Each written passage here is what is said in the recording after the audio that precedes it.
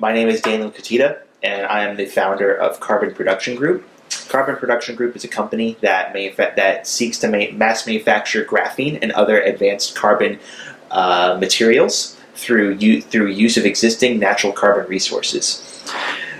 We are a small startup. Most volunteers have been of about approximately 8, with volunteering submissions of data of their respective fields to improve the viability of our overall endeavor to mass manufacture a highly advanced material for the 21st century.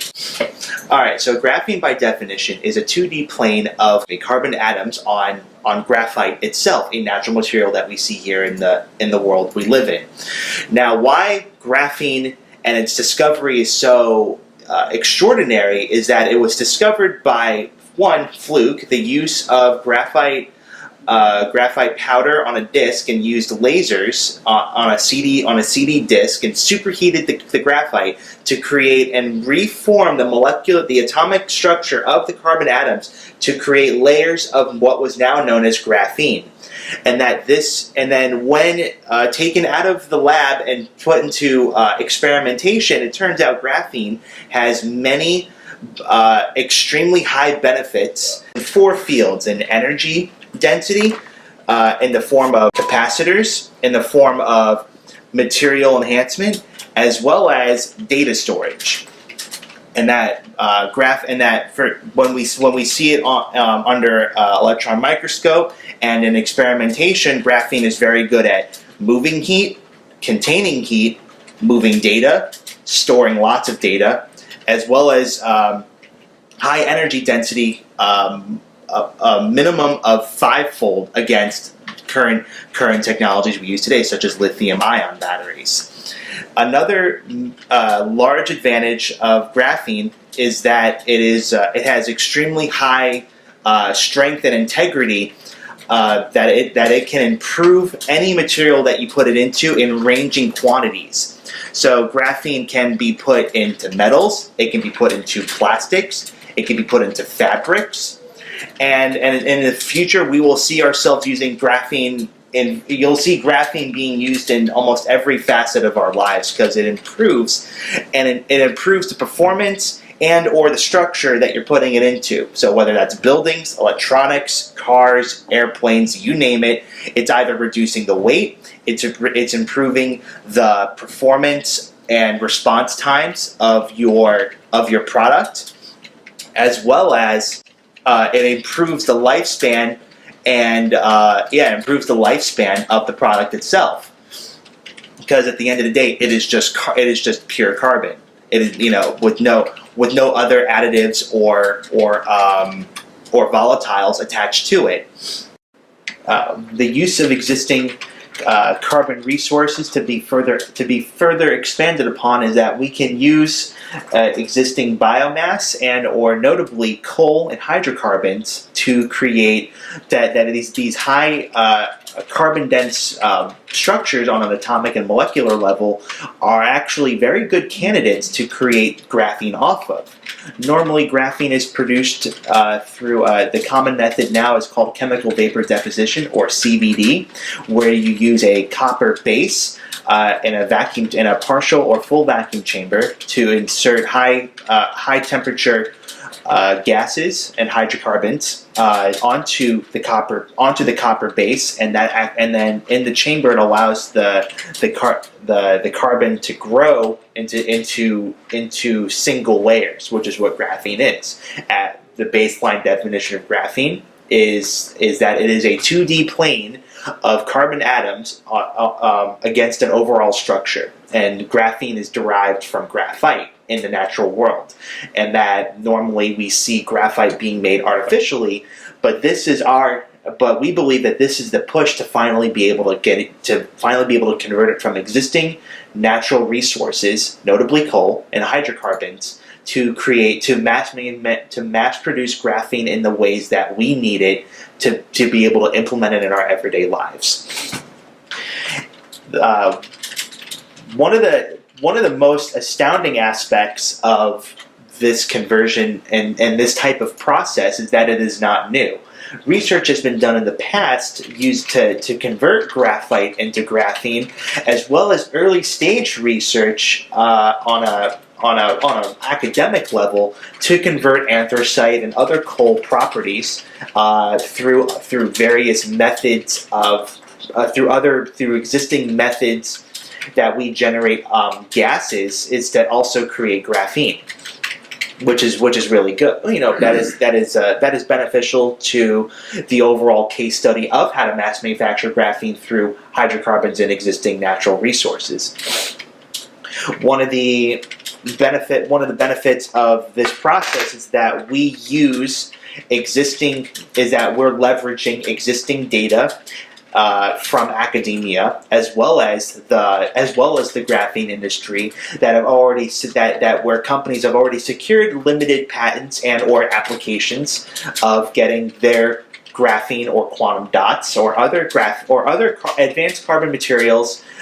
beyond primitive coal and oil per se to create these advanced carbon materials that they implement into other products, and to improve those products' lifespan, durability, performance. Those are the key three things that are normally aimed for when implementing graphene into a process of manufacturing. One of the big things that were hit on during the initial research was that the use of coal initially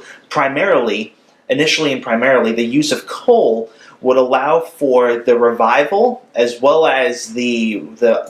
start or respin of existing industries that do rely on coal, whether it's for energy generation or for mining or for other products that could be leveraged. That the sourcing of coal, that the United States is very abundant in this resource. We could potentially see the revival of the Rust Belt regions of the United States that are suffering due to the turnaround and the reduction of use of coal in the United States, and that we finally can bring a reason to use coal once more as a final leap of using a very abundant material to create market competitive materials for the 21st century. Another major aspect of this process was that there's a very highly established infrastructure in the United States through the railroads, and just through subsequent movement of coal and power generation is allowing us the means and potential to use the existing infrastructure, heavily invested infrastructure, and movement of materials, coal, and be able to establish this operation through virtually any part of the nation. Which means graphene production can be made virtually anywhere where there was coal generation, mining or power generation in the past. And that is important because, as stated previously, job-impoverished regions of our nation can now be brought back viably with higher-paying jobs and technically savvy or skill-improving jobs to the region again. It's now become clear that it's not just the research anymore in how graphene improves our everyday lives or the potential it has. The real tasking now of the industry is learning how to mass produce it. In terms of total mass sum that people can effectively create to put in their products, and that's the bottleneck currently in the graphene industry, is learning how to improve the mass and how to improve the yields of quality graphene, as well as verifying that it is still graphene, because in the past, in its early beginnings, people were supposedly mass producing graphene through breakthroughs, and then when new clientele or customer base wanted to see a product, it turns out only less than 1% of their actual product was actual graphene. So that there's really but there were deficiencies in early stage mass production manufacturing. So it's key now for companies to work with standardization firms such as IEEE or ISO to really verify what is being manufactured and to characterize and process that graphene, or as well as also identifying any other volatiles or off-base carbon properties that are still clumping to the graphene, and that's not a bad thing. It's a matter of recognition of what your product is, so you're not overselling. You're not so the company isn't underselling, and to make sure that the product will actually work in the environment it's intended to. What I have here is a sample of graphene and other carbon bases, such as activated carbon, that from graphite powder were superheated through an electric current, which is a common DIY and science experiment that can be done in a maker space or in a garage. But the emphasis here was to show that on a chemistry level, graphite and other carbon properties can be superheated, and that with the support of a current, can the carbon molecules break down and then restructure themselves into new layers to subsequent of exposure to extended heat and current exposure. And what we hope to see in the future is a scaling up of that process, to be able to use like CVD, high temperature gases, but as well as electrical currents and high power systems that remove the need for a vacuum chamber, which is a current cost. I wouldn't say cost prohibitive, but cost intensive resource that makes CVD what it is. And to remove the vacuum chamber as a whole, we can then begin to see large size, current, level atmospheric factories that do not need giant hyperbaric chambers to develop graphene. They can be made on an industrial level akin to salt or aggregates can be made, and that would be crucial, because the more graphene we can make in mass, instead of measuring in grams, we're measuring in tonnage. We can now see companies use graphene as they could afford to lose graphene as a loss in the event that it is lost in their own respective manufacturing production processes, but it won't be a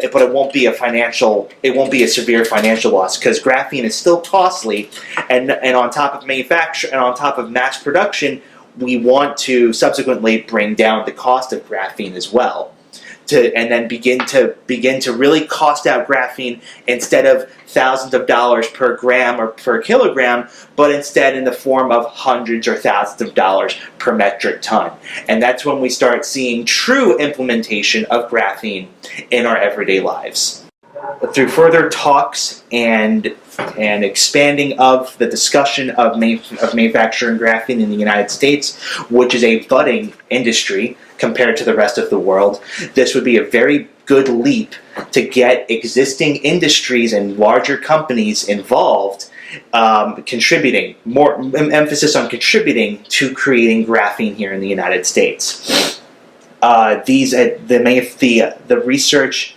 combines for the advanced manufacturing of graphene is using existing principles of engineering and science, as well as and leveraging this ability to convert coal into graphene through data aggregation to create a genuine proof of concept of how this coal to graphene conversion is going to work. The end goal of Carbon Production Group is the full utilization of graphene, as well as the mass manufacturing of graphene in multiple regions across the United States. Successfully implementing the graphene usage in many industries, improving our lives overall.